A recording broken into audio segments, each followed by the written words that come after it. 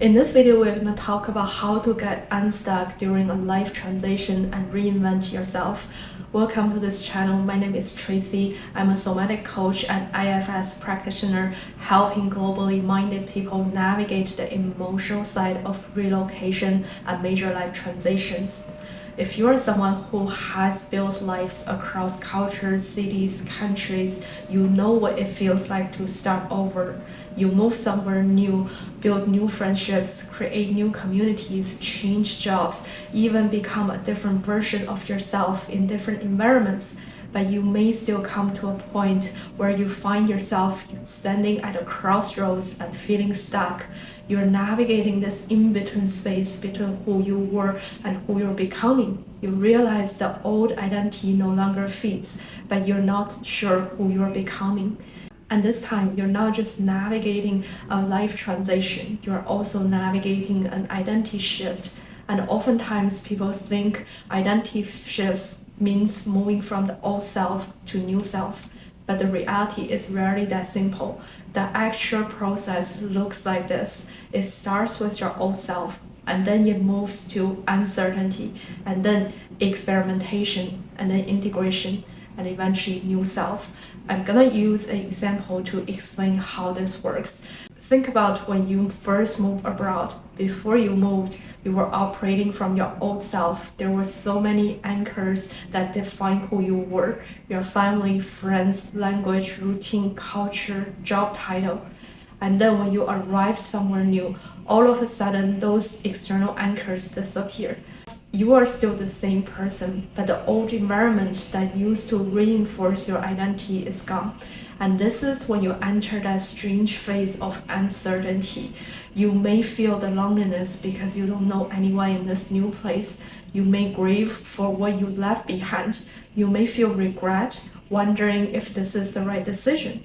You may feel anxious about what comes next. This uncertainty phase can feel really uncomfortable. Sometimes we try to override it by searching external solutions. Maybe part of few things: when I find the next community, the next relationship, the next job, then I can finally feel settled.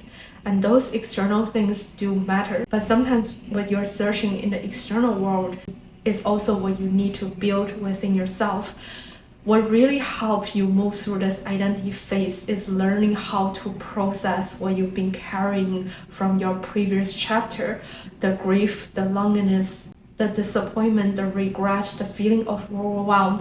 When you learn to hold space for those emotions, be present with them, and eventually move through them, you will begin to regain your agency. You notice that you still have choices, and that's when you move into the experimentation. And that, to me, is what reinvention is all about. It's not just about thinking into a new identity. You have to live into it. And this is where you begin to embrace new experiences. Maybe you're meeting new people, joining different communities, exploring different career paths, trying different hobbies or activities, or taking on new experiences that may challenge the way how you've always been seeing yourself. And this is also where a lot of globally minded people get stuck, because we're so good at adapting to the external environments. You know how to enter a new environment, read the room, make new connections, figure things out. Sometimes you become so adaptable that you lose touch with your internal world. You lose touch with this question: what actually feels true for me? So you keep experimenting. The next city, the next job, the next community, the next relationship. But eventually, the experimentation needs to become integration. You need to take a pause and ask yourself those questions. What do those new experiences teach me about myself? And what am I willing to let go and leave behind? What experiences am I gonna choose because they feel aligned rather than just help me feel safe and belong? And this is when your internal guidance becomes more important than external validation. This time, you're not just creating a new version of yourself that can successfully adapt to a new environment. You're creating a new version of yourself that can move through different environments without losing yourself. And this integration does not just happen at a mental level, it needs to happen at a somatic level. your nervous system needs this integration as well, because you can have this logical idea of where you want to be, but you still feel afraid to take the next step. You can logically understand certain relationship or jobs are not right for you, but you still couldn't control yourself. You still feel this pull towards it.